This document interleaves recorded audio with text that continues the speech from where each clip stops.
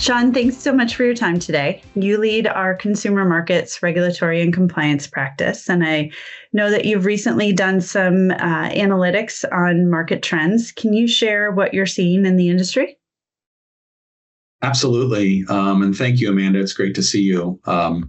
I would start with the usual cast of characters from a risk standpoint were identified in our recent trend analysis and survey, things from cybersecurity and privacy risk all the way through, the economic and consumer behavior risks as we look at significant changes happening around, Generation Z and how they're coming back into stores, for example. But I wanted to highlight one or two in particular that are a little bit different in our recent analysis. Number one, supply chain and inventory risk shouldn't be much of a surprise, but post-COVID, there was a little bit of a lull in terms of, audit committees and organizations focusing there. We've seen a big trend back in that direction as global supply chain disruptions continue to occur. We all know about the tariffs and challenges that are facing organizations globally now. So that's an area that I believe both internal auditors and compliance professionals should focus on.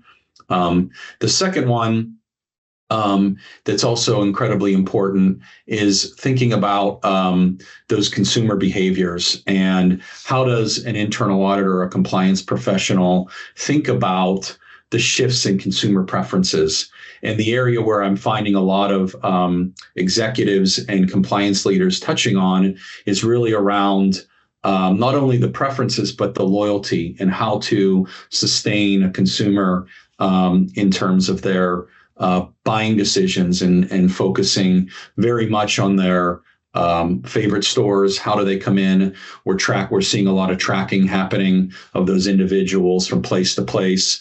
A lot of unique ways in which AI is coming into play too, to better understand the consumer, and then in turn, internal audit and compliance having to focus heavily on is the data ethical in which it's sourced? Is the information that we're obtaining accurate? And can we use that in a way that does not trip up any regulatory risks as well? As we all know, the EU has put out a number of regulations that impact a lot of the organizations, not only here in the US, but ones that, of course, have operations in the EU.